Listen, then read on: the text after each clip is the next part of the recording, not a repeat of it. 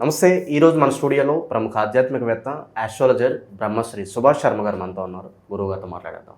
నమస్కారం గురుగారు. శ్రీమాత్రేనమండి. గురుగారు, నవంబర్ మాసం విశేషంగా మిథున రాశి వాళ్ళ స్థితిగతులు ఏ విధంగా ఉండబోతున్నాయి? ఓవరాల్గా ఈ మాసం ఎలాంటి జాగ్రత్తలు రెమెడీస్ తీసుకుంటే బాగుంటుంది? ప్రేక్షకులందరికీ శ్రీమాత్రే నమః, శ్రీ గురుభ్యో నమః. యాదేవి సర్వభూతేషు మాతృరూపేణ సంస్థిత నమస్తస్సై నమస్తస్సై నమస్తస్సై నమో నమః.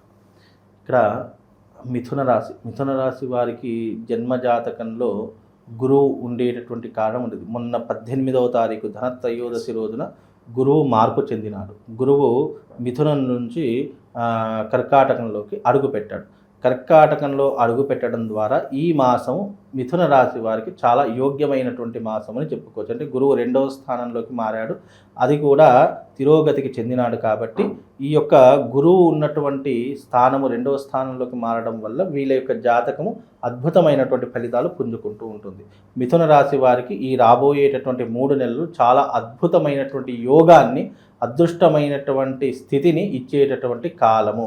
కనుక మిథున రాశి వారికి ఈ మాసము చాలా అద్భుతమైనటువంటి మాసం చెప్పుకోవచ్చు.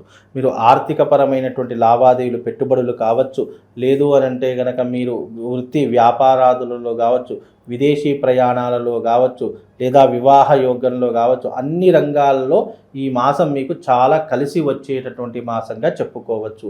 ఇన్ని రోజులు పడుతున్నటువంటి వ్యయ ప్రయాసాలు ఏవైతే ఉన్నాయో వాటి నుంచి అన్నీ కూడా తప్పించుకునేటటువంటి మార్గము ఈ మాసం మీకు ఏర్పడుతూ ఉంటుంది. కనుక ఈ మాసం మీకు చాలా అదృష్టయోగమైనటువంటి మాసము అని చెప్పుకోవచ్చు.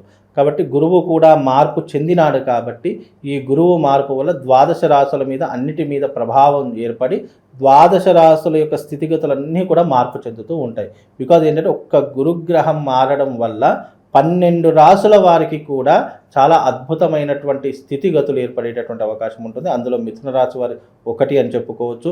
మిథున రాశి వారికి ఇప్పుడున్నటువంటి స్థితిగతుల్లో చూసుకున్నట్టయితే మంచి ఆరోగ్యమైనటువంటి పరిస్థితి ఏర్పడుతూ ఉంటుంది. వివాహ ప్రయత్నాలు ఎక్కువగా చేస్తూ ఉంటారు. కుటుంబం నందు వృత్తి వ్యాపారాదుల్లో మంచి లాభాలు, సత్ఫలితాలు పొందుతూ ఉంటారు.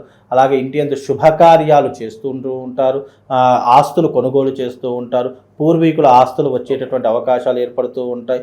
కోర్టు కేసులు కావచ్చు, పోలీస్ స్టేషన్ వ్యవహారాదులు కావచ్చు, చిక్కులు సమస్యలు కావచ్చు, వాటన్నిటి నుంచి కూడా బయటపడేటటువంటి అవకాశాలు ఈ మాసంలో వీళ్ళకు చాలా స్పష్టంగా ఏర్పడుతున్నాయి. కాబట్టి ఈ యొక్క మిథున రాశి వారికి ఈ మాసం చాలా అద్భుతమైనటువంటి మాసం అని చెప్పుకోవచ్చండి. సాధారణంగా వీళ్ళ జీవితంలో టఫ్ పీరియడ్ అంటే వీళ్ళకి ఎప్పుడు వస్తుంది సార్? మామూలుగా ఎక్కువ ఛాలెంజింగ్ ఫేస్ చేయాల్సి అంటే ఏ దశలో వీళ్ళకి ఎక్కువ వస్తుంది అంటారు? ప్రస్తుతానికి ఛాలెంజింగ్ దశ అనేటటువంటిది వీళ్ళ జీవితం ఎప్పుడూ కూడా ఛాలెంజింగ్గానే ఉంటుందండి. అంటే వీళ్ళకి ఏదైనా సులువుగా దొరుకుతుంది, సులువుగా వస్తుంది, ఏదైనా ఈజీగా వచ్చేస్తుంది అనేటటువంటి తరహాలు ఏమీ లేవండి. జీవితం అంటేనే కష్టమయంగా మారిపోయేటటువంటి అంశాలు మిథున రాశి వారు ఒకరు అని చెప్పుకోవచ్చు.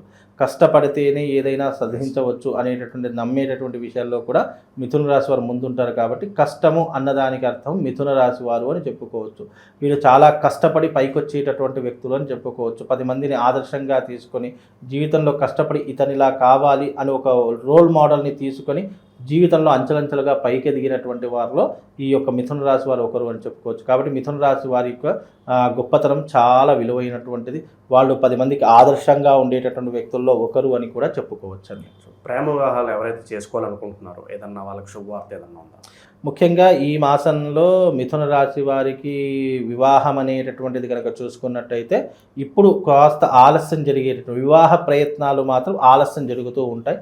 బికాజ్ మేబీ మార్చ్, ఏప్రిల్లో అట్లాంటి ప్రయత్నాలు జరుగుతాయి తప్ప ఇప్పుడున్నటువంటి పరిస్థితుల్లో వివాహ ప్రయత్నాలు సఫలీకృతం కావు. ఆల్రెడీ మార్చ్, ఏప్రిల్లోనే మాత్రము వివాహాలు జరిగేటటువంటి అవకాశం ఉంటుంది. ఈ మాసంలో పెద్ద వివాహ అవకాశాలు అయితే ఏమీ కనిపించట్లేదండి. ఈ అక్రమ సంబంధాల వల్ల ఏమన్నా వైవాహిక జీవితంలో ఇబ్బందులు వచ్చే అవకాశాలు కనిపిస్తుంది? టెంప్టేషన్స్ దూరంగానే ఉంటారా? నియంత్రించుకోగల శక్తి ఉంటుందంటారా? ఇప్పుడు కలియుగం అండి. కలియుగంలో నియంత్రణ శక్తి అనేటటువంటిది ఏ మానవుడి దగ్గర ఉండదు. First point.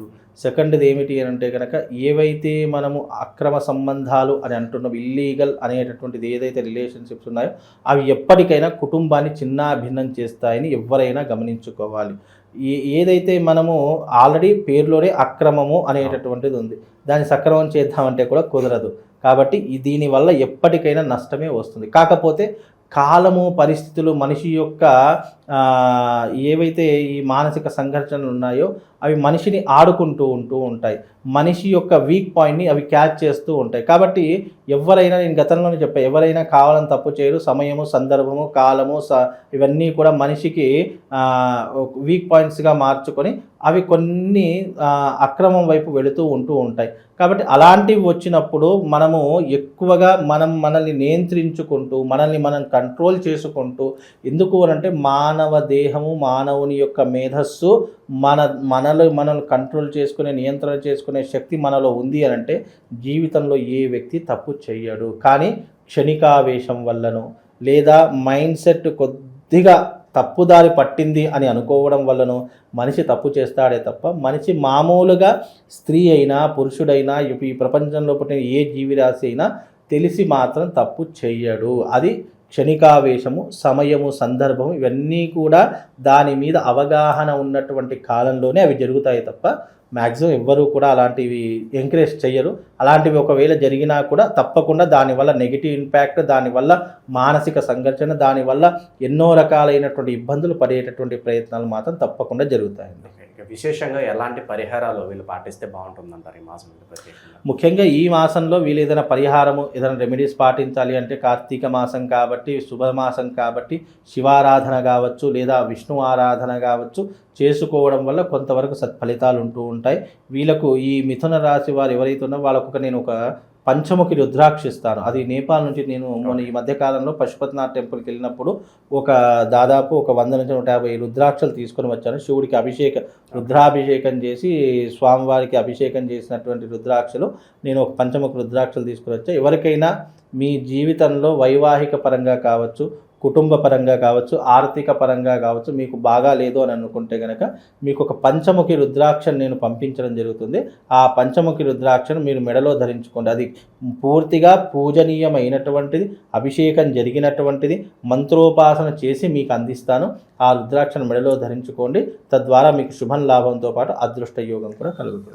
నియమాలు ఏమైనా పాటించాలా గురుగారు? నియమాలు ఏమీ ఉండవండి. ఒక చావు దగ్గరికి వెళ్ళకూడదు. అలాగే బాలంతల దగ్గరికి, అంటే అంటూ ముట్టు దోషం ఉన్నటువంటి వాటి దగ్గరికి వెళ్ళకూడదు. సాంసారికమైన జీవితం అనుభవించవచ్చు. ఇక ముఖ్యంగా పరస్త్రీ అనేటటువంటి వ్యామోహం ఉన్నటువంటి వారు రుద్రాక్ష ధరించుకోకుండా ఉంటే బాగుంటుంది. మీరు ధర్మబద్ధంగా, న్యాయబద్ధంగా ఉంటారు అని అంటే కనుక రుద్రాక్షను ధరించుకునే ప్రయత్నం చేయండి. ఓవరాల్గా ఈ రాశి వాళ్ళందరికీ కూడా ఈ మాసం ఏ విధంగా ఉంటుంది, ఎలాంటి జాగ్రత్తలు తీసుకోవాలి అనేది అద్భుతంగా వివరించారు. ధన్యవాదాలు. శ్రీమాత్ర.